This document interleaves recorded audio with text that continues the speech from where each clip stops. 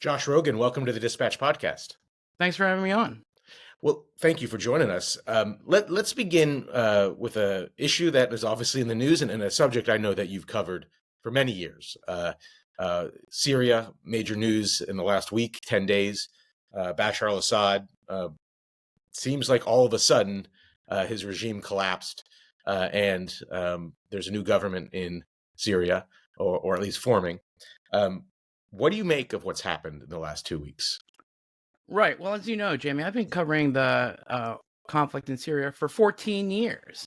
And at the end, it happened all of a sudden when the opposition took only 11 days to shatter the Assad regime and send Assad fleeing to Moscow. But that's after 14 years of struggle and war and hunger and refugees and, just the worst possible suffering you could imagine: chemical weapons, mass torture, mass murder, really one of the worst regimes, atrocities since the Holocaust. It's just a fact. And so it was at once an amazing story of liberation for 23 million people who have been suffering horrible war for 14 years, but under a horrible dictatorship for 54 years. And at the same time, it opens up a lot of questions about what's going to happen in the region and the world. And most of the reaction that I've seen in Washington over the last week has been like, is this good or bad? What are we going to do? I don't know, maybe these guys aren't good guys. And to me, that seems crazy because, one, to dismiss 23 million people as like there are no good guys. Oh, there's no good guys. What are you going to do? Is kind of insulting to the people who fought and died and struggled for their freedom and dignity and are now have a chance at least to rebuild Syria in a better way, in a more free and a more prosperous and a more stable and perhaps even a more democratic way. Two, it totally ignores what's going on the ground in Syria. And everyone in Washington, for the 5 seconds that they think about Syria this week, they're like, oh, I don't know. That sounds pretty bad. I don't know. Is it better or is it worse? It's better. I'm here to tell you it's better. Assad was worse. He was the worst thing you can imagine: a mass murdering, atrocity-driven dictator who was friends with Iran, friends with Hezbollah, friends with Russia. I mean, what do you have to do in Washington to lose the, battle of better or worse if Assad hasn't done that?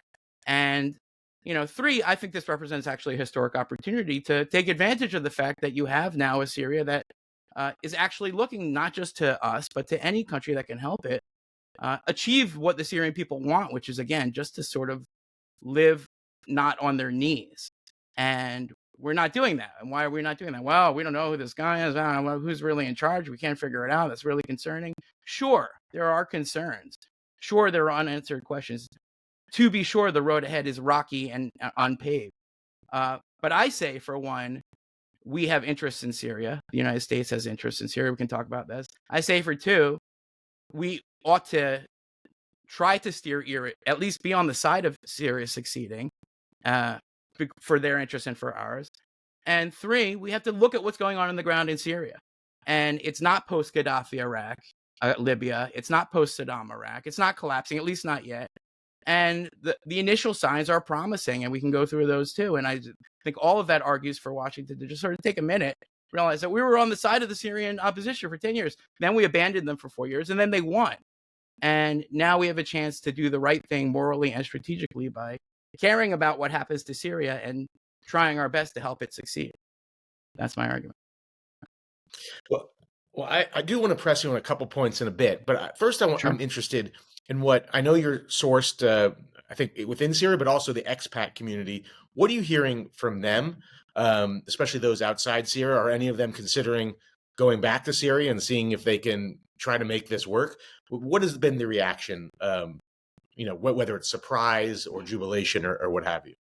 Right. No, I mean, you can just turn on your X platform or your TikTok and you can see thousands and thousands and thousands of Syrians streaming back into the countries, refugees who have been pushed from their homes, again, by the Assad regime for 10 years.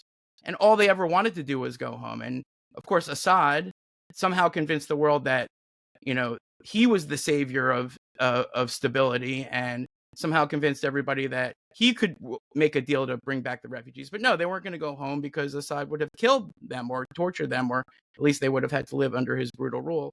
Now they're pouring back in. So that's already happening. And again, that's something that we can, and other countries in the region can help facilitate by giving them humanitarian aid and lifting some of the sanctions and, setting up a system whereby they have some services and helping the new government deal with all this in the reconstruction. We get into all that.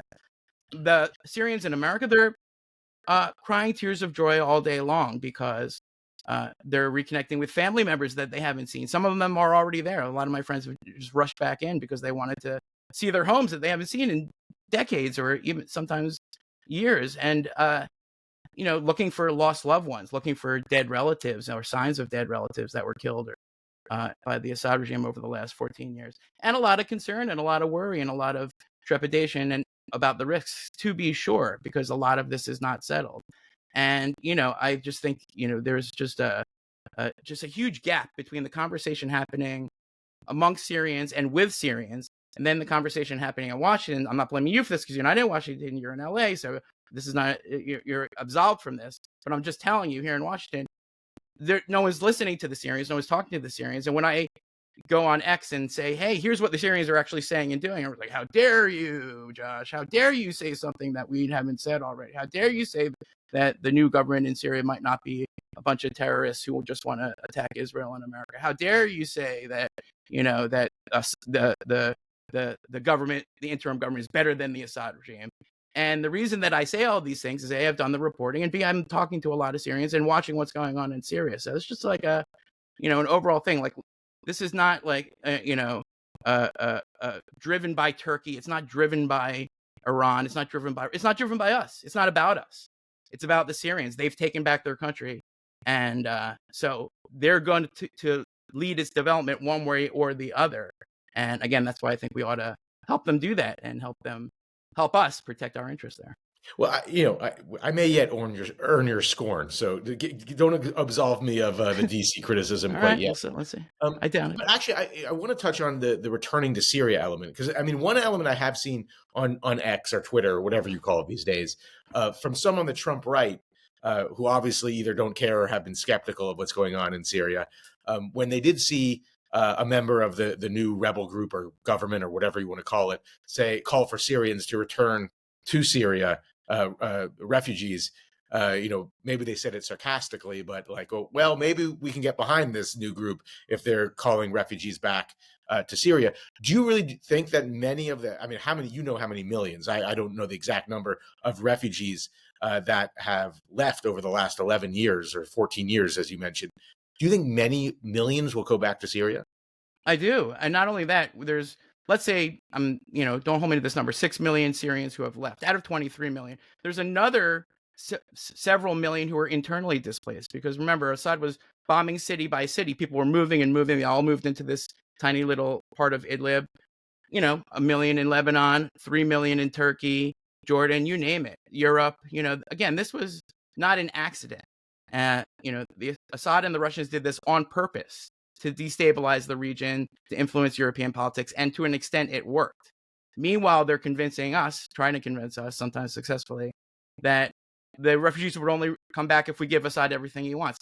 Just think for a second. I'm going to answer your question directly, but think for a second about the fact that 3 weeks ago, the Biden White House was negotiating with the Assad regime on behalf of the Emiratis, with the endorsement of the Israeli government, to make a deal to lift sanctions on the Assad regime in the hope that Assad would turn away from Iran and do all of these things like let refugees back in. Because the Biden administration's theory of the case 3 weeks ago was the Assad regime was stable. Okay. If you just stop and think about that for a second, it'll show you how bass backwards the Biden analysis of the region and the policy has been. A total disaster, a total misread, because they thought they could make a deal with Assad to stabilize Syria, which was never going to happen, because sooner or later, the people of Syria were not going to want to live on their knees. Now, to answer your question directly, there's a lot of BS about Syria on the internet, both from the right and the left. It's a little bit different, right? For the people on the left, though, this was a regime change war by the neocons in Washington. Totally ignoring the fact that this was actually a popular uprising by Syrians, which we did meddle in and poorly at that. But in the end, we left. So the Syrians did this on their own. Even the most, far left, or I don't know if Tulsi Gabbard's far left or far right anymore, but this was her thing, right? That this was all us, that we did this. We started the Civil War. And it was never true, and now it's obviously not true. No one could ever say that Tulsi Gabbard was right and that we started the Syrian Civil War, because we left and they won without us. So that's really important to know how wrong the left got this. On the right, that now you see something that's different but equally wrong, which is that, well, there's only two choices in Syria: the dictator or the terrorists, and all the new people are terrorists. So maybe it was better to have the dictator, or at best, like Trump said, should have nothing to do with it. And that again is sort of like totally wrong, because the new government is an amalgamation. It's a conglomerate of different groups, different types of people from different parts of the country with different interests and different backgrounds, different cultures, different religions. And they came together because they all had one goal, which is to throw off Assad, and they did it. And what's going to happen next is going to be something different. It's not going to be an HTS-run government. It's not going to be, some sort of Sharia law state. They're trying to figure it out. It's only been a week. I say give them a chance to figure out, help them figure it out. And so, like when Vice President-elect JD Vance tweeted at me, I tweeted Syria was free, good. He's like, I don't know. I'm paraphrasing. I don't know. The last time this guy Josh Rogin was celebrating Syria, they slaughtered the Christians. And my response was like, oh my God. First of all, the idea that Assad was the protector of Christians was never true. That's Assad's propaganda. The reason I know that is because I spoke to the Bishop of Aleppo. He's the top Catholic in the whole country, appointed by the Pope himself. And that's what he said. He said, listen, we're going to protect the Christians. Don't buy that propaganda that Assad was the protector of Christians. Assad was the one that was dividing us. Now we're united. So that's totally wrong. And the other thing JD Vance says, what you said, is like, oh, this is going to cause a refugee crisis. Which again is like, just look at the timeline of events, Vice President-elect Vance. The refugee crisis was caused by Assad when he attacked the innocent people, so they fled so they wouldn't get killed. And now they're coming back because he's not there. So actually, it's wrong on two levels, but also like sort of deeply cynical and sadly unambitious about the prospects for this country, which is, again, not Iraq, not Libya, not Afghanistan. It's not even Tunisia. It's a whole different country. In a whole different decade, with a whole different set of circumstances. And so, we just have to sort of realize that something big has changed here. It is a historic turning point for Syria, if not for the region, but at least for Syria. And the future is not written. And we should be involved in writing that future, not in a military way, but in the way of helping these people achieve their basic aspirations, which, by the way, are the same aspirations that you and I have for our lives and for our families, and as does everyone else in the world. Well, let me press you on one of those points. You mentioned that the rebel group is composed of an amalgamation of different groups, really, with different interests and different goals and different political philosophies, which has been often true of a lot of Islamic revolutions. That was true of Iran before the democratic elements were either thrown out of the country or jailed and killed. The leader of this movement is an alum, so to speak, of ISIS and Al-Qaeda. He's rejected them, at least in words. I guess, I don't think very few people would deny that Assad was a sadist and an evil man. But how can you be as confident as you are, given the background of Jolani, the leader of the rebels, and the history of Islamist movements within the Middle East, that things can't get worse? Right. No, yeah, it's a fair question. And to be clear, I'm not saying things can't get worse. Things could get worse, but they could also get better. And if we hold those two ideas in our head at the same time, that, yeah, there's a path where this could go very bad, but there are also several paths where it could go very good, or at least much better than it was. But what we have to understand is that that's up to the Syrians, first of all, and that it's already better. And just look at, so I'm not going to defend Jolani, who's a designated terrorist who I'm sure has blood on his hands. What I'm saying is that, one, look at the actions of Jolani and the other leaders from the other sects in the 5 days we've had. They handed over power to an interim civilian government. They met with the Assad, that interim Syrian government met with the Assad regime cabinet and to figure out how the government works and to ensure continued services. They restored order to the streets. They opened the banks. They opened the airport. They gave all the Syrian military conscripts amnesty, not the torturers in Sednaya prison, but your regular average Syrian army guy who probably didn't have a choice. There's violence in the northeast. There is some retribution in the rural areas, but overall, minority communities are being included, not excluded, and not persecuted. And that's something to watch for sure. And so first big point is we don't have to believe in the evolution or the rebirth or re-education of Jolani in order to realize that it's obviously the best thing to do to engage with the new Syrian government, where it's at, and to help them with what they need to make Syria a stable and prosperous and even democratic place if that's the way they choose to go. So divorce the idea that we need to defend Jolani from the idea that we need to help Syria. Because again, 23 million people. Think about it this way. If you're the average Syrian rebel and you're 20 years old, let's say, when the war started, you were 6 years old. Okay, your whole life is fighting the regime that's bombing you. And when every country in the world abandoned you, the only organization left that was going to fight the government that's bombing you, that killed your family, that sent you packing several times since you're 6 years old, was HTS. So of course they followed HTS. It was a pragmatic decision for Syrians. The fact that HTS was seen by Syrians as better than the Assad regime should tell you something, because despite all of its flaws, it was obviously better than the Assad regime. But now it's a new day, and HTS will evolve. The government will evolve. The processes are ongoing now.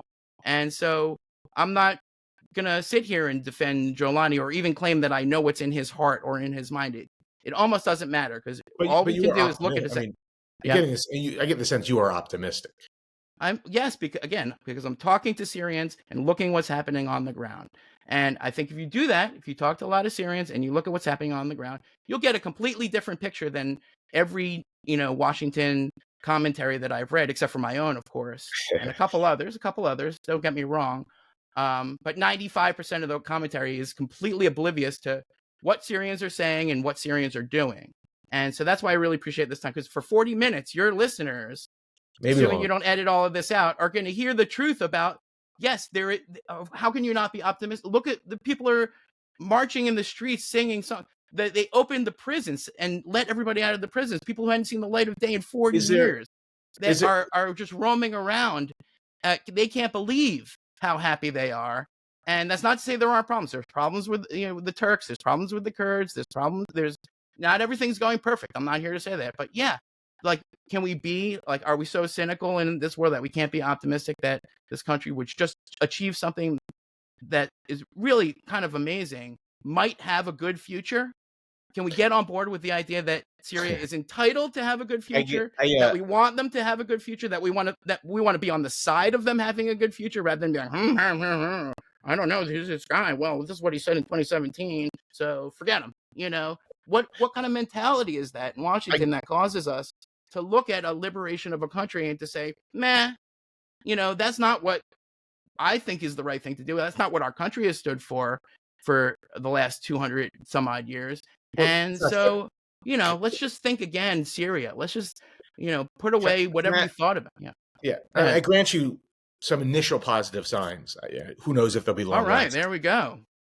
We got Jamie. We got him on board. Thinking about what's happening in Syria and Islamic revolutions, or at least revolutions led by primarily the leader of them being someone who aspires to Islamic State.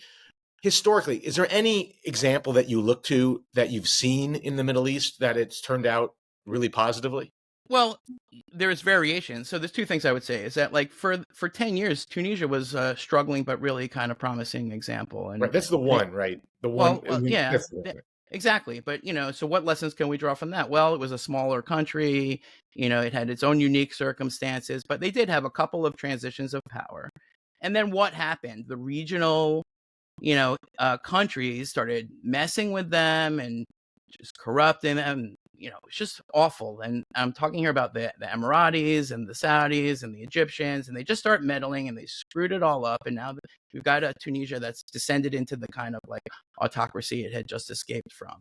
And that's a very, very sad story. And it's mostly because their fragile experiment with democracy was overpowered by the interests of these Gulf powers who had their own interests. And why would the Emiratis or the Saudis want a democratic Arab state in the first place? That's a bad example for them as dictatorships themselves, or constitutional monarchies, or whatever they call themselves.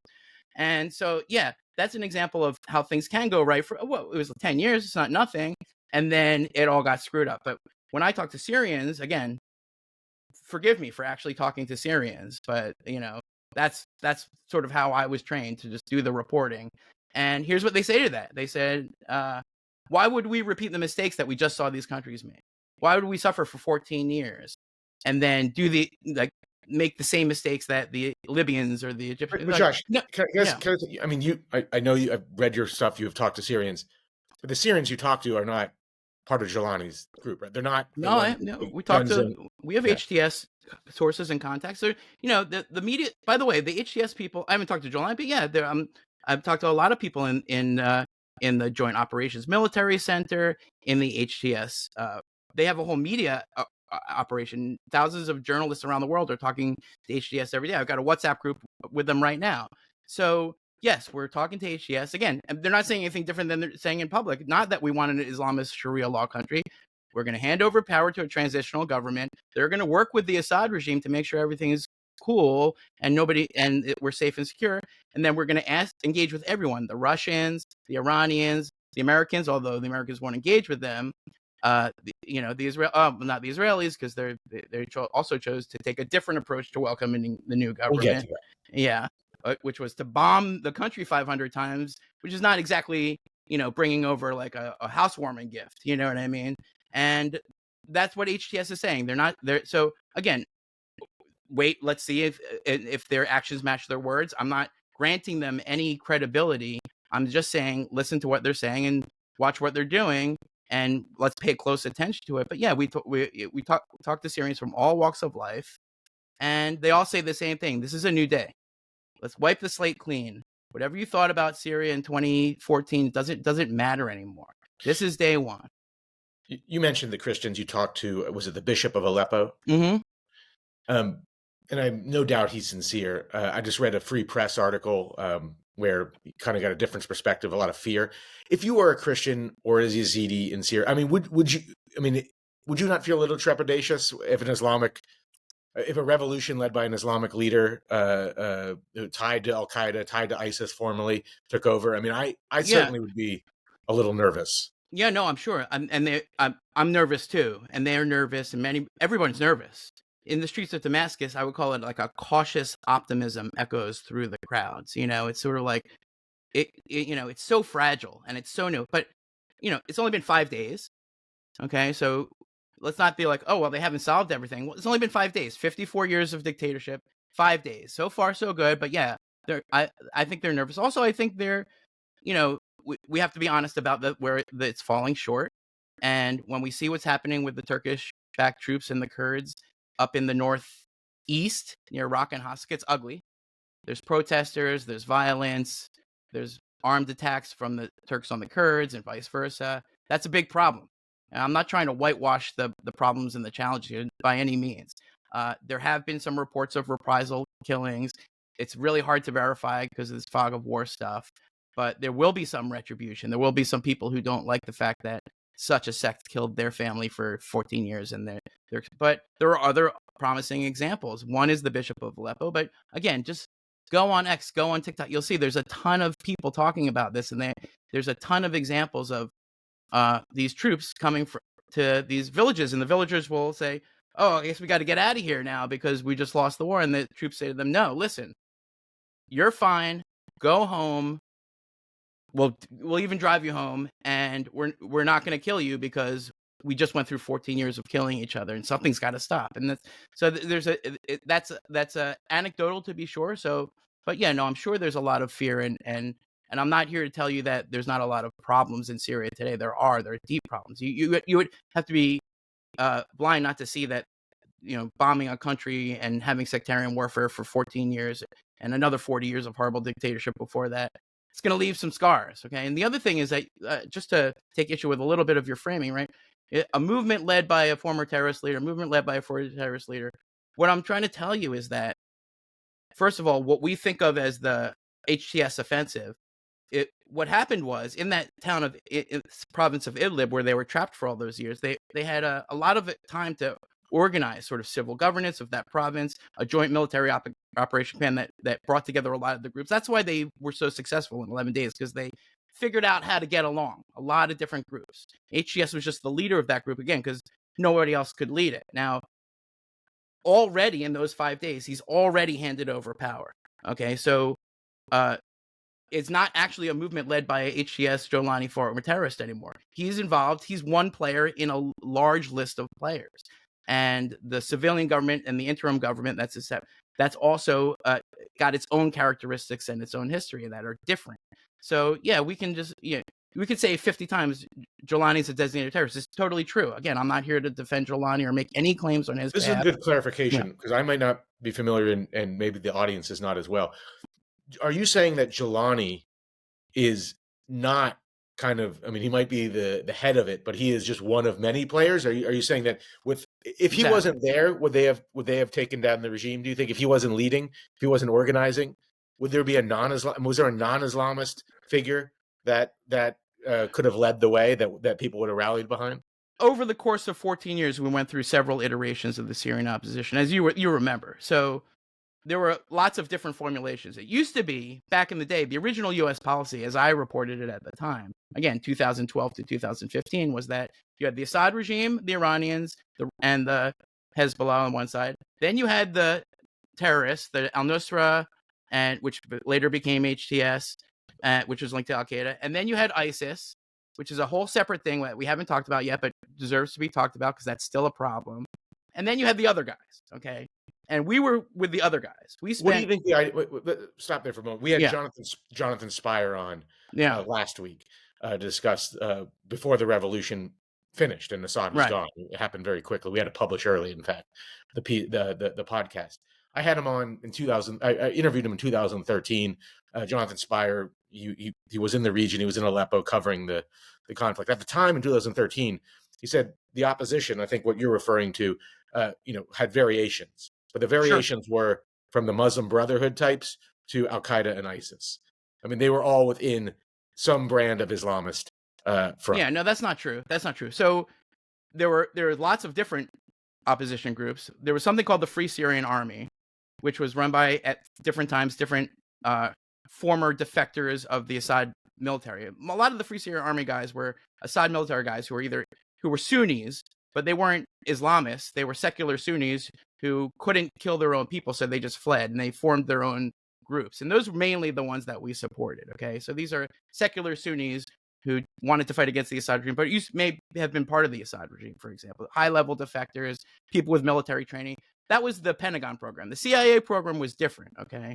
And it supported groups that were a little bit shadier. And then you had the Emirati program, the Qatari program, the Saudi program, and this program, and the Turkish program, and the Iranian program. They were all supporting different groups. And this is a tragic mistake made over several years over and over again, because our entire aid project under the Obama administration was so messed up and so bureaucratically and just politically, like, poorly explained to the American people. I get why people look at that program like, oh my God, how could we have done that? I was for the program, but not for the way that they messed it up. And that's a distinction, maybe without a difference. But the point is that there was this whole thing called the Free Syrian Army, which were secular Sunnis that we were supporting and arming. And, eventually a bunch of them got killed by the al-Nusra guys, and then we abandoned them. And then the ones who didn't get killed ended up joining the al-Nusra guys because they didn't want to get killed by the regime. So it's a long story, and I'm not, but to put a fine point on it, we spent 10 years trying to arm a Syrian opposition that we could work with. We screwed that up. Mistakes were made. Then we abandoned them. And then all that was left were the HTS and the regime, and ISIS, by the way, off on this side, and the Kurds, but that's kind of a separate story. But the point is that anyone who wanted to live, who didn't want to live on their knees, was going to have to choose one of those. And so if we don't play, But for clarity, now at the moment, the power center of the opposition, which is Yeah, now, I guess, not the opposition. They are the the power. government. They're called the Syria. government. Yeah, the The government government. of Syria. Yes. Are you saying that they are not well, I wouldn't even say the government, the people with the guns, the people that have the power, who may be some part of the government, or if they choose not to be part of the government, then they still have the guns and the power. Are they mainly Islamists? Are they mainly not? Are they a coalition of It's a fair secular question. liberals and a bunch of other people? It's a fair question. I don't know what the ratios are. I do know, and this is kind of an interesting thing, and another distinction between this situation, some like Libya, they're not fighting each other, right? All these different groups. Have you noticed? It's been 5 days. They're not fighting. Not saying they might not in the future. It's true. I will say, I go back to the Iranian Look at Revolution, this. where they had a moment, and then they had Right. a period of time, and then they killed all the democracy. Right. That could figures happen. in the I revolution. can't promise you that's not going to happen. But what I can tell you is that the structures that they're setting up and the processes that they're setting up are not processes designed to end in an end result of a Sharia law government. It's quite the opposite. So Yeah. again, cautiously optimistic. Can't predict the future. If there's 60% Islamists and 40% secular people, does that mean they're going to have 100% Islamist government and a 0%? I don't know. But again, can they have a week to figure it? Like, it's only been 5 days. Can they have at least one after 54 years? Can they have 1 week to figure it out? At least, is that okay with you, Jamie? And then we'll say, like, I don't have all the answers because they don't have all the answers. But it's only been a week, okay? After 54 years of dictatorship, and yes, the Islamists will have a role, but none of them are saying they want a Sharia law government, even though they might have said something to that effect in 2014. And so, yeah, we can hold on to this 2014 idea, or we can say, well, Libya went this way, so I guess Syria is definitely going to go that way. But none of those things are written. The future isn't written for Syria. We owe these 23 million people, the vast majority of whom are Sunni Muslim, but not fanatics. They're just regular people trying to live their lives, okay, who for 14 years have everything that they've known destroyed and taken from them, living under olive trees or in tents for 14 years. And all of a sudden, they don't have to do that anymore. And I think we should give them, like, let's 2 weeks. Can we have 2 weeks to let them figure it out before we start Now you're doubling crapping on the whole project and telling them that they don't deserve freedom and democracy, or that, the Islamists are going to ruin it all, when we don't know that that's going to happen? I can't tell you that 100% sure that's not going to happen. Yes, that's a possibility. I'm acknowledging on the record it could go real bad. But again, let's be on the side of it not going real bad. Let's be on the side of helping them not go real bad, because that's better for them and better for us. That seems, I know that's crazy. It's a horrible thing in Washington to, and I'm not known for optimism, by the way. And this is why I think people are freaked out on Twitter, because, like, I spent 20 years as a journalist betting on pessimism and cynicism. So if I'm optimistic, it might be like, I have to ask myself, what could possibly cause that? It's very uncharacteristic of me. And again, it's because talking to Syrians and watching what's happened on the ground so far, there seems like there's a chance that it might not go horribly bad, and I'm for it not going horribly bad. So sue me. So sue me. I don't want it to go bad. I know everyone in Washington, on the left and right, they want it to go bad because they want to be proven right. Like, that's what we're really dealing with, Jamie. They were like, I knew that this was a terrible idea to arm the Syrian opposition, and now I'm going to be proven right because it's all going to go. It's not about you, J.D. Vance, and being right. It's not about you, Tulsi Gabbard, and being right. You were both wrong, by the way, and I was right, but that's not important. It's not important. It's not even worth mentioning that Tulsi Gabbard was totally wrong, J.D. Vance was totally wrong, and Josh Rogin and the Syrians were right. I'm not even going to bring that up, because it would distract us from the main point, which is that I wanted to move on to one thing, but what do you think you were right about? What was the essential point that you were right about? That the cause of the conflict was the Assad regime, not the rebels. Okay, that the Assad regime was the problem, not the solution. Even the Biden White House failed to grasp this very simple fact 3 weeks ago. Their theory of the case, because who are they listening to? The Emiratis are like, oh, well, let's just normalize Assad. That's what we're going to have to do anyway, because he's going to win. So if you can't beat him, join him. And all of the Gulf countries welcoming Assad back into the fold, because, again, they want a dictatorship there, because that's what they like, because they're dictators. And the White House is like, okay, that sounds good. And they were all wrong, because Assad was the cause of the problems, and the rebels were the solution to the problems, which we can see because already the Captagon trade is down, the refugees are coming back, people are dancing and singing in the streets, the torture chambers were released, and the minorities largely protected, and those are all good things. So again, maybe I'll end up being wrong, and all the cynics. I was going to say, you said that you weren't so you're optimistic, but you're not sure. But now you're claiming victory 5 days into whatever it. happens will be Can we better give it than a week? Can we give it 2 weeks to see? Can we give it a month, Josh, to see if you're right? Fair. But whatever will happen next in Syria will be better than what happened for the last 14 years, because what happened for the last 14 years is the worst thing on earth. And I can't imagine what it's like to have your whole family tortured and killed and buried in mass graves. You never even find it. You can't imagine what everything you've known being blown to smithereens since you were 6 years old. So yeah, I'm sure it'll be better than Assad, because there's nothing worse. There's nothing worse than what Assad did to that country. Literally nothing worse. I'm going to move. I would press you on that for a second. I think Assad was horrible, but I do think there have been Islamic regimes that have been equally bad. Let me ask you though. I want to go to Syria. You don't think there have been Islamic regimes that are equally as bad as in Syria? We're talking about Syria. No. You said that nothing could be as bad as Assad. Syria, we're talking about Syria. If you want to compare it to worse examples in North Korea or okay, well that's an interesting. But I'm just saying, why are we always talking about Syria as if its future is dictated by the past of a completely different country? Yeah. Completely different circumstance. We gotta break that bad habit, because again, it's deeply disrespectful to the people of Syria who just spent 14 years fighting for their freedom and succeeding, to tell them, well, in Iran in 1979, XXX happened. It's 50 years ago. Yeah. Okay. It's 2024. It's almost 2025. Okay. Well, so think again, Syria. Everybody think again. Let me ask you. This is actually the tweet that inspired me to invite you. I was going to. Yeah, I figured. Yeah.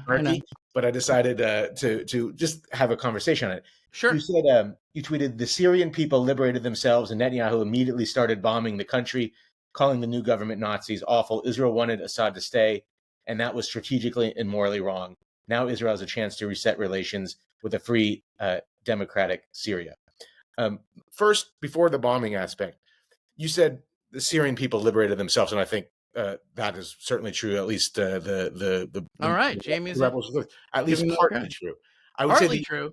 The other argument. Who else liberated them? Wait a minute. I'm not going to let you get away with that. What do you mean partly true? I'm about to. This is my question to you. Okay. Couldn't it be argued that maybe as important as the rebels, maybe more important, because this has been going on for 14 years, unintentionally, it was Benjamin Netanyahu destroying Hezbollah? Because without Benjamin Netanyahu destroying Hezbollah, perhaps we wouldn't be in the position we were today. Yeah, that's a good point. That's a really good point, right? Because for when you talk to Syrians, of course, they say the fact that Hezbollah and Iran were weakened and Russia was distracted in Ukraine, by the way, made it a lot easier for them to overthrow Assad when they did. And as you said, Netanyahu did that unintentionally. In other words, it's pretty clear from the reporting that Netanyahu wanted a weak Assad, but he didn't want Assad to go. And there are a lot of data points that support that theory. One is that, if they could bomb 500 military sites in 2 days and get rid of the Navy and the Air Force and all the chemical weapon sites in 2 days, they could have done that 10 years ago. They could have ended the war at any time. They could have done it a year ago. They could have done it 4 years ago, 10 years ago, but they didn't. Okay, they had a deal. This leads me to the second point, which is they had a deal with the Russians to bomb Iranians in Syria, and now we're learning from the released documents that the Assad regime was in on that deal. The Israelis had an agreement with Assad. I mean, assuming that the documents are verified, let's put a caveat on that. But it seems that the Assad regime and the Israelis were working against the Iranians together. So they were working with the Assad regime. We also know, based on the reporting, that the Netanyahu government supported the normalization of Assad that was being worked on by the Biden team on behalf of the Emiratis. They were in on that, and they were playing a role in that. They wanted civil war, is what you're saying. They wanted continuation of the fight. No, they calculated that it was Netanyahu who calculated it was in Israel's interest that a weak Assad was better than what we have now, which is an HTS-led government. That's their calculation, right or wrong. Can you imagine why he might think that? No, I get that calculation, but what I'm saying is that I first of all, that's a different calculation whether or not that's in the Syrians' interest or the Americans' interest or the Europeans' interest. That's a Israel-specific calculation, and I guess that's his calculation to make because he's the prime minister of Israel. But if you're asking me as an analyst, do I think that's a correct calculation? No, I don't, because it's pretty obvious that Syria, the Assad regime, while it was double dealing on the Iranians, was still an outpost for Iranian influence in Syria. They were still allowing the Captagon trade, which affects Israel, by the way, in a big way. It was still a transit point for Iranian weapons all over the region, especially to Lebanon. And Assad was still a hugely destabilizing figure. And again, this gets back to the core mistake. How about after the destruction? I mean, I agree with you. I think you could make Jamie. Well, I think you could make the argument either way before Hezbollah was totally decimated by Netanyahu. I do think maybe the calculation for Israel. You think Netanyahu wanted Assad to fall? No, I think so. He wanted Assad to stay. So right, I'm right. I think that yes, but I think after Hezbollah is decimated, I do think the calculation might shift of who is in Israel's best interest or not. I think it might be civil war, like Jonathan Spire said last week. Interesting. But with Assad's main patron, the Hezbollah in tatters, Iran weakened, that might be a safer bet than an unknown Islamist-led rebellion. Which goes to the second part of the question I had. Yeah. If you're Israel, and there is this leader of the rebels, former Al-Qaeda, former ISIS guy, why would you not attack all the weapons you can to protect you? Why would you not? Why would you give him the benefit of the doubt? Maybe give him the benefit of the doubt after he has no weapons. Well, okay. It's the same calculation, right? You have a new day in Syria, a new government, not run by one HTS leader, run by a large group of people who work together to overthrow the revolution and overthrow the Assad regime, and are charting a new future for Syria. And in order to do that, they need the help and assistance of every country, especially the ones that are their neighbors. And every country in the region, and really every important country in the world, except for the United States and Israel, realize the pragmatic value of engaging that new government. Even the Russians, let me finish. Even the Russians, who just spent 10 years, 14 years supporting Assad and 14 years killing Syrians, engage with the new government. They're negotiating with them right now. Is it going to work out? We don't know. But they understand that this new government is going to be something different than whatever it was before, and that they're going to run Syria. And why wouldn't you want to be in that room talking with them? Now, the United States has ignored them, and Israel's reaction is to to destroy their navy and their air force, which again, they could have done at any time. Was there an indication Jolani was getting on the boat to take the Syrian navy into the port of Haifa? No. There's no. But also chemical weapons facilities and things along those lines. Why didn't they destroy them?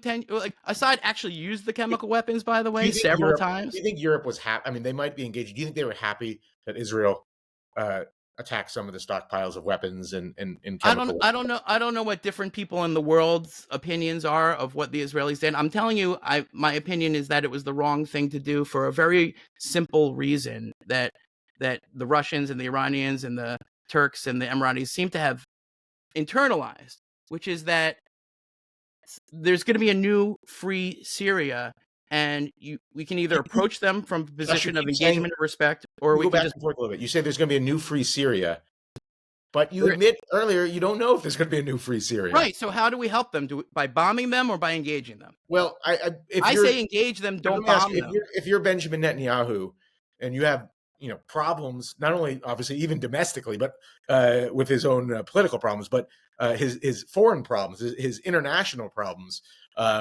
with threats all over, maybe more limited now, thanks to some of the actions that Israel has taken. I mean, is he in a position to give a coalition led by a former ISIS, former Al-Qaeda guy the benefit of the doubt? Don't you destroy the weapons to protect yourself, protect your country? Was there evidence that there was an imminent threat of those weapons being used against Israel? Any threat of those weapons being used against Israel? Was there any sign of that? Should he wait for any sign of that before he destroys? Again, the army, it was Assad's army, which he could have destroyed at any point. If he was really worried about those weapons being used against him, he could have taken them out at any time. I don't think he was. It then shows it's that he wasn't worried about Assad was in a position to launch a war against him. right, or he thought he had Assad wrapped up, or he had his foot on his neck such that he wouldn't try anything, and maybe that was the case. But if you wanted to engage with the new Syrian government, now he's made it impossible. Now all of those free Syrians who are looking around had no reason to really have any, like Jolani said, he's like, we're not looking for a fight with Israel. We got enough to deal with right now. He said our number one. Can I flip on his head for a second? I mean, you say, why not give him a chance? Like what? Like we have no reason to. Israel had no reason to believe that they were going to do anything. I mean, I think the opposite is the question: is that what type of Islamist government that certainly had elements of Al Qaeda and ISIS has ever willing to meet with Israel and wanting to talk with them? And by that logic, by that logic, Israel should attack Iran and every other Islamic government right this second. If you're to take your frame, that rationale leads you to only one conclusion, which is that Israel should immediately destroy the Taliban's army, immediately destroy the Iranian, all of it, every Iranian asset. How far is the Taliban away from Israel? I mean, how far can an Iranian missile go? Should the Israelis, knowing that the Iranians are run by an Islamist that hates them, that's threatening them, by that logic, they should preemptively, they could, if they attacked the Iranian army right now, they would win, and we would help them. Do you think Israel is not considering? But do you think that's a good idea? Is that what you're advocating? That they should immediately attack every Islamic government? Taking out their nuclear program, but do you think Israel is not considering? But the whole thing, we should, Israel should just immediately start wars with every Islamic government. But Josh, I'm against that. I think Syria. They just took out their weapons and their entire navy and their entire air force. These are the national assets of the Syrian people. They don't belong to Jolani. They belong to Syria. And on what basis you just destroy a country's military without even having a conversation about it? For what I mean, like 2 days after they're liberated, they spoiled the opportunity to reset the Israel-Syria relationship. Whether or not that would have been successful, we'll never know, because they didn't even give it a chance. That's their problem. Okay, I'm not Israeli. They want to do that. They want to start off their new relationship with the new Syria on that foot. I think it's a bad decision, but that's not necessarily my business. My business is the United States of America, which is also missing the opportunity to do something positive in Syria in a different way. Didn't U.S. also take some certain strikes in Syria post July? They're striking ISIS. Again, we didn't even talk about ISIS, and that's a different thing. As the rebels were coming down from Idlib and Aleppo and making their way to Hama and then to Homs and then into Damascus, they kept uncovering ISIS. And you know what the rebels did, by the way, Jamie? These terrorists that you're so afraid of? They called up the U.S. military and they told them where ISIS was, and then the U.S. military came in and zapped the ISIS guys. So, news break for all your listeners. I don't even know if this has been reported, probably, but I don't think maybe I'm not breaking it, but at least it's not well known that the reason that the U.S. military, which has 900 people in Syria, but those 900 people are like 10,000 of any other army because they're the U.S. military and they're the best. They were able to kill a lot of ISIS terrorists with the help of the Syrian rebels because our interests are aligned.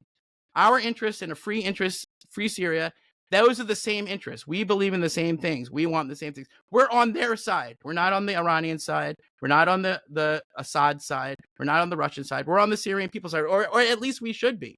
So yes, the U.S. military very smartly worked with the rebels. I know this for a fact because I talked to rebel commanders directly about this fact. Worked with the rebels to maximize the advantage of the fall of the Assad regime, to kill a lot of ISIS people. And then there's a different section of the U.S. military that is trying to negotiate between the Turkish troops and the Kurdish troops. It's not going very well. That's another place where we can steer away from the worst outcomes. Now, are those Turkish troops Islamists? Technically, yes, but they're Turkey supported. Turkey's a NATO ally. And, so it's complicated. Those Kurdish troops, by the way, they're not Islamists. They're Kurdish, right? But they're affiliated with the PKK, which is a terrorist group. So noodle that. You've got the Turkish-sponsored Islamists versus the Kurdish-sponsored, according to the Turks, terrorists who are working with the U.S. military. So it gets real complicated real fast. So to reduce it to should we trust the former terrorist is so reductive that it takes us away from the real conversation that we need to have about Syria, which is, do we care or not? Do we even give a crap about Syria or not? Because if Trump wants to say, listen, we have no interest there, which I disagree with, and we're just going to stay out of it, okay. But you have to understand that the result of that will be that all of those other countries who understand that Syria is an important country in the region will fill that vacuum. That's Russia, that's China, that's Iran. They'll all come back. And Turkey and the Emiratis and the Qataris and all of them. And we just won't be at that table. Okay, fine. That's unfortunate, but at least we're not, making it worse. And, at some point, I think hopefully smarter heads inside the Trump administration will prevail. And I know there are people in the Trump administration who feel this way, which is that, oh, wait, no, this is a country where a lot of things that happen affect the region, affect Europe, affect Israel, affect our security. And we want to play in that game. And we want to steer that game towards the things that we think are right, which, by the way, are the things that the new Syrian government is saying they want. And we have to hold them to that. We don't have to trust them. We just have to acknowledge that, that in the end, we have a reason to care about Syria. And even if we didn't, the Syrian people have a reason to care about what happens in Syria, and they're not trying to take it backwards. They're trying to take it forwards. This I promise you. Two more questions on the Middle East, Syria, Israel. And then I'd like to close with at least some questions on Taiwan. I also had Ukraine and a bunch of others, but we had such a robust conversation. Yeah, no, this is great. You never get to talk this much about Syria. In 14 years, no one cared, and now all of a sudden everyone cares, and everyone's like, oh, wait, maybe we care just enough to tell them that they can't succeed. And I'm like, wait, if you care, then let's go to the second sentence, which is they could succeed. They might not succeed, but they might. We keep talking about the other parts of the coalition of the rebellion. Who's the highest ranking non-Islamist? Who's the highest? Do we have a name of the highest ranking non-Islamist figure? What do you mean ranking? There's an interim government, which is representative of lots and lots of different groups that's bureaucratically working to keep services going in Damascus, which they've successfully done for the time being. I mean, if Jelani's the face of one element of the rebellion, like who is like the face, the non-Islamist face that they're working together to take over and to bring down Assad? Like, who is there another like figurehead that you could point to as like the there's many democracy element or at least the like non-Islamist element? Yeah, I mean, there's many. They're not names that or that might roll off the tongue. I interviewed a guy named Ahmad al-Daladi. He's a senior leader in the Syrian Opposition Joint Military Operations Administration. Just for one, he's the deputy commander of Arar al-Sham, which is, are they Muslim? Yeah, they're Muslim. Are they HTS? No, they're not HTS. So it's just a different thing altogether. And what he told me is that, well, first of all, so this guy, pretty interesting guy, he's from a suburb of Damascus. And this week he went to the house that he was driven from 12 years ago for the first time in 12 years. And he saw his dad for the first time in 12 years. It's really touching. I'll send you the link. And he hadn't seen his father for 12 years, hadn't seen his home for 12 years. Now, what he told me is that the only way to move forward is to have everyone, including the Alawites, be part of the solution. He's like, that's the only way it's going to work. So who's the top Alawite leader who's going to participate? I don't know that name. Who's the guy from this city or that city who's going to represent the secular suit? I don't know that name. So, again, it's been a week and I don't have a list of everybody. And perhaps that might be I think it's actually a good point. We should sort of identify the parts of that rebel or now government coalition that we are more amenable to or that we want to support inside what sure to be some factional struggles. But again, that would require admitting that we care. So if we can admit that we care, then yeah, you got me. I don't have the names of the top 5 non-Islamist guys right now at my fingertips. But, if we care and if we want to have allies, then we have to walk the walk, and we have to do a lot of things, by the way, that we haven't talked about, like speed humanitarian aid to Syria, lift a bunch of the sanctions that were on the Assad regime, because it doesn't exist. So we're sanctioning a regime that doesn't exist. Now we're punishing the government that we were trying to help with the sanctions. It doesn't make any sense. We're not doing that, we might want to get in there and like encourage all of these supposed allies and partners in the Gulf to not do the thing that they're bound to do, which is to meddle for their own interests, or at least try to mitigate that by negotiating amongst those interests. And yeah, watch. I think the guy Mohammed al-Bashir. Okay, now would he define himself as an Islamist? He's a Muslim. Like there's no like I don't think you're gonna get around. Is he? Does he want Sharia law? No. He's the head of the government. How about him? Let's start with him. He's the head of the interim government. He just spent a bunch of Mohammed al-Bashir. He's the head of the transitional government. He just spent a bunch of time leading the government in exile in Idlib, and just look at it.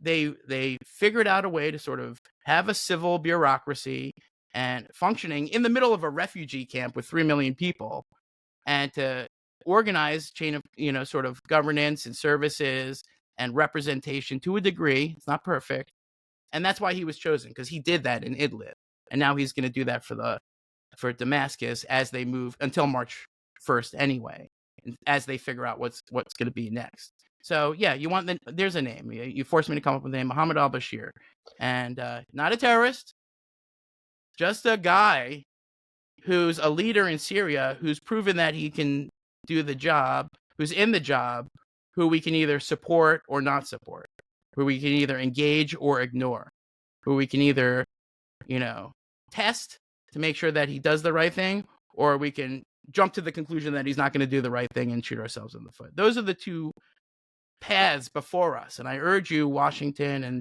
the intelligentsia of Calabasas or whoever it is listening to this podcast. Okay. Just, I'm not asking you to trust the Islamists. I'm asking you to trust the Syrian people, 23 million people, not fanatics. They're just people, poor people, mostly, who suffered unimaginable horrors, who just want to breathe freedom and maybe have a job and maybe go back to their homes and maybe find out where their missing relatives are. And we owe them that after screwing with their country for all this time. And by the way, that would be good for us too. And it might show the people in Ukraine and in Taiwan, by the way, that they actually can win. Well, I will be looking up Mohammed al-Bashir. I tried to do it a little bit while we're talking. I do know that he has a degree in Sharia law from Idlib University. So I don't know if that is necessarily a positive sign or not. Yeah, well, isn't it a positive sign that he has a degree in Sharia law, but he actually explicitly does not want to impose a Sharia system? Yes. Last Middle East question. I have a degree in Japanese. You don't see me using that on a daily basis. Well, in the next segment where we finalize on China. What's your degree in, Jamie? Not Japanese or Sharia. What is it? Government history, and then a master's degree in the history of international relations from LSE. Okay, that actually is applicable to what you do now. So that's a bad example. That's the exception to the rule. You're actually using your degree, but that's most people something more useful. Final question. You may be yet proven right, as you said, on Syria.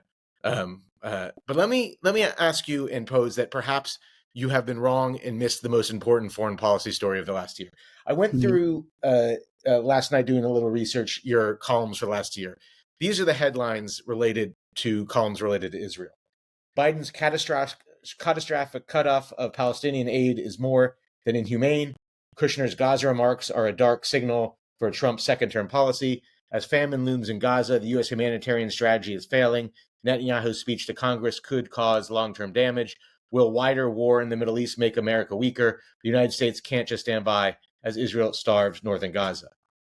I would argue, Josh, that the most important foreign policy story of the last year, maybe the last 5 years, is the total decimation this year of the Iranian axis. Hezbollah, Hamas, even the Houthis are under a bombardment. Syria, clearly Assad was part of that, even if he was maybe a weaker part than some of the others.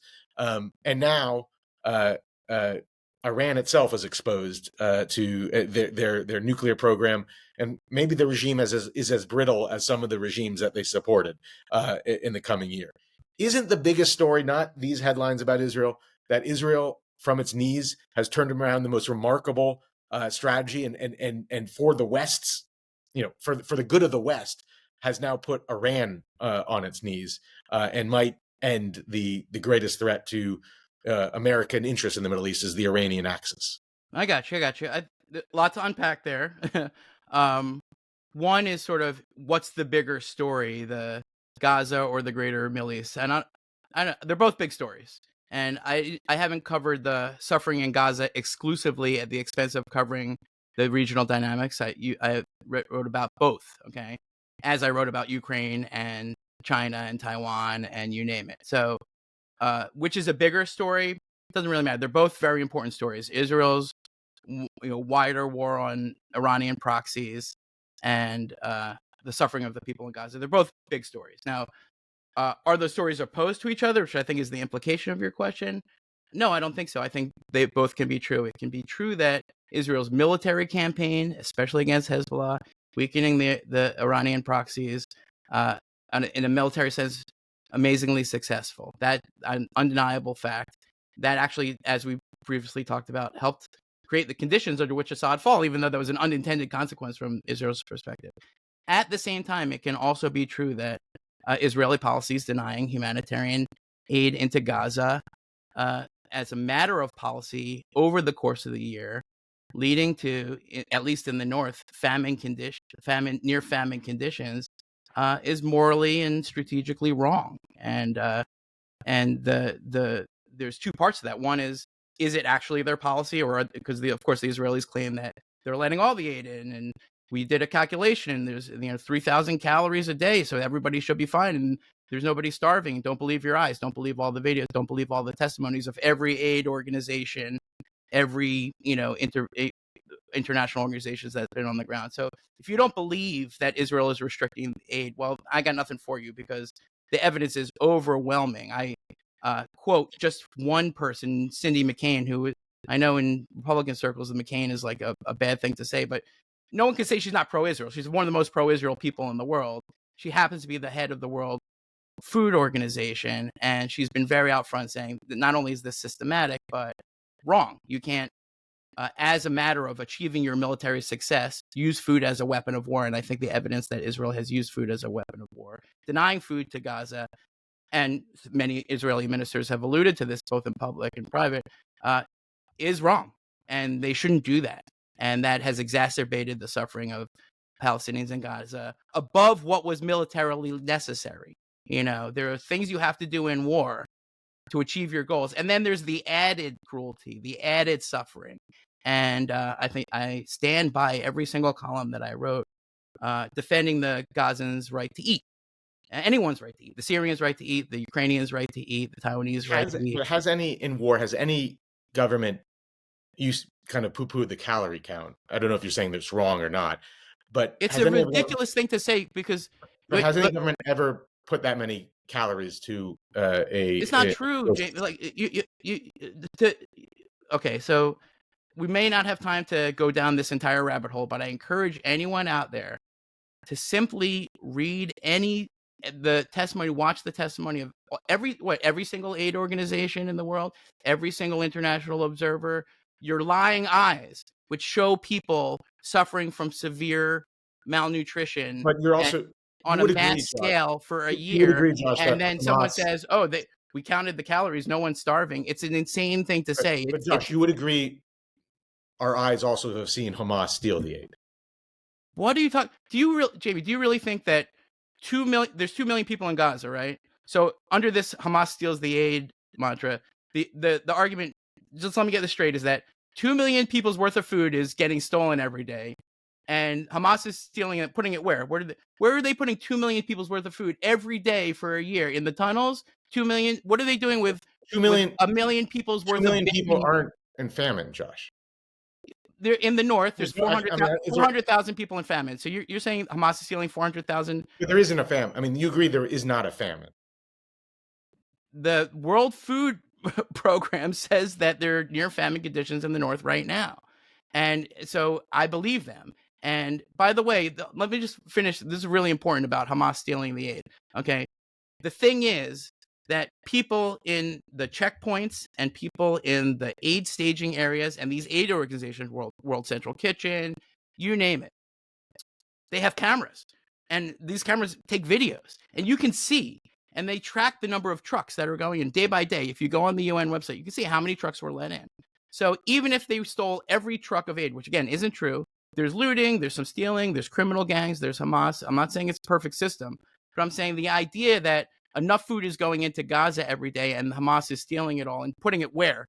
In the tunnels, like thousands of, because it's not just food too. It's diapers, medicine, hygiene products, women's hygiene products. Do you think what Hamas has taken 1 million feminine hygiene products and stuffed them in a tunnel somewhere for what? Why would they do that? Are they fueling the rockets with baby formula? Well, Jamie, answer me that. Last question on this. Wait. Can I just finish my point? Can I finish my point? No, I mean, I don't want to go to rabbit hole, but last question on this is. Just let me finish my sentence. Okay, go ahead. It's not true that Israel is providing plenty of aid and Hamas is stealing it all. The truth is that the system of denying food to the Palestinians is systematic, and the distribution is only one small part of the problem. I'll just leave it there. Okay. One last question on this, just because I encourage people to go read both sides and Josh's international aid organizations he mentioned and people that counter it. How much is coming through Rafah, the crossing through Egypt? What I'm not sure what you're asking me. How much aid is Egypt allowing into Gaza? Oh, I see what you're saying. You're saying, oh, Israel's not the only one denying aid. Yeah, that's true. Israel's not the only bad guy in Gaza. That's true. But the truth is that... Are you familiar with, in times of war, anybody giving this much aid to the person that's fighting? I mean, I'm very familiar with people using food as a weapon of war. It happened in Syria for 14 years. No, but anybody who's given this much food aid... They didn't give it, by the way. They allowed it in most... It's provided by the international community. The biggest aid provider is the United States of America. We're giving the aid. Israel's not giving them any aid. So this is, again, total misframing of the situation. The international community is giving the aid. The vast majority of it is sitting outside of Gaza and the West Bank, stalled by the Israeli Kogat system. And Israel allows some of that international aid to go in a capricious and arbitrary and overly obtrusive manner. And so Israel, yes, every country in the world has given more aid because Israel doesn't give aid. They allow the international. No, I'm talking about when another country is in war, in some cases existential war, they're providing aid to the country that they're fighting. Yeah, has anybody done as much as that? Providing. Yeah, that's what I'm trying to tell you, is that it is a matter of international law that you cannot deny food to people even when you're attacking them. Okay, it came out of World War II. All right, it's something we're supposed to have learned. Why do you think Why do you think Egypt's not doing it? I mean, they are not at war with Gaza. They have a border crossing there. They're run by a military dictatorship that's doesn't care about the fate of the Gazans, and Israel's run by a democracy that doesn't care about. But no columns on them. But I mean, they are not at war with. I think you're trying to say that the perception of Israel being primarily responsible for the denial of food to Gaza is my fault, but it's not. It's actually the Israelis' fault. It's not my fault. It's not as if I wrote a column about the Rafah crossing that would absolve Israel of any of the truths that you're saying. So the way the system, the international system, again, because it's not me, it's not how many columns did Josh Rogin write about Rafah versus this crossing or that crossing. The truth of the matter is that we have a very robust and well-organized international aid system dedicated to Gaza, and the Israelis control all of the checkpoints through which all of that goes through under that system. Now, is it also true that the Egyptians are doing something equally awful? Yes, but what's your point? That they're both bad? Okay, they're both bad. I agree with you. If that's how we end this podcast, Jamie, that the Israelis denying food to the Gazans is wrong and the Egyptians denying food to the Gazans is wrong, then we have agreed that both of them denying food to the Gazans is wrong, and we have agreed that the Gazans should be able to eat. And I think that's a really good place to stop. I was going to close just on one or two questions. Sorry, I didn't mean to. Yeah, I encourage people to read both sides of this. There's a lot of articles countering it, and you'll determine whether Josh or I are right. But Taiwan, it's an issue that we've kind of focused on the show in the last several weeks. We brought someone who's from a restrained position on the China-Taiwan Strait and someone who is more aggressive. where do you've written a lot about this. Where do you come down if you were to wake up tomorrow and China was invading Taiwan? Would you, if you were an advisor to a president, would you advise him to send Right. military troops and fight, or would you? Is it too late then? Right. This topic deserves its own 40-minute podcast or whatever. I think we've gone way over, but by the way, thank you. So I think this has been a really good discussion. It would be really boring if we agreed on everything. And so I just want to say I think this has been really constructive from my point of view. On Taiwan, we talk about Taiwan as a place that either China is going to invade or that it's not going to invade. And then the only question becomes, are we going to intervene in that Chinese attack or not? Okay. And this is the completely wrong framing for the Taiwan question. Again, this is going to require me to come back to the podcast, and I'm leaving you with a cliffhanger on purpose. Okay. And the reason that I say that is because China is already invading Taiwan in every way except for militarily. They are using economic coercion, information warfare, cyber warfare, political interference, and literally blockading the country on a random basis, threatening them, shooting missiles over them, attacking their diplomatic stature, keeping them out of international organizations that they need to be in, and overall just trying to make their lives miserable on a daily basis. And that is a strategy that Beijing is using to strangle the country like a boa constrictor, to meanwhile bribing and coercing any politicians that they can. And by focusing on the invasion scenario, which is one scenario out of many, many scenarios for how China could take Taiwan, we ignore all those other scenarios, which really need to be talked about. Now, that will be the subject of our next podcast, is like what's actually going on between China and Taiwan, because it's really, really interesting and really important. And there are ways for us to help Taiwan resist the Chinese invasion that's ongoing now that have nothing to do with sending American boots or American planes or American ships anywhere near it. Now, to answer your question directly, because I don't want to be seen as dodging it, when I interviewed President Donald Trump about this very question, I said to him, President Trump, would you invade? Would you come to Taiwan's defensive word? He said, well, Josh, I don't want to tell you, that we shouldn't say anything. I don't want to tip my hand. I said, come on, President Trump, just tell me. And he says, well, I'm going to write a book about it later, so I don't want to scoop my own book, so I don't want to tell you in your book. And I'm like, come on, just tell me. And he says, well, the truth is, it's not a problem because they won't invade as long as I'm president. And I said, why? He said, because I had assurances from the highest level. And I said, from Xi Jinping? And he said, yes. So President Trump believes that Xi Jinping will never invade Taiwan as long as he's president. That's a very interesting calculation to think about.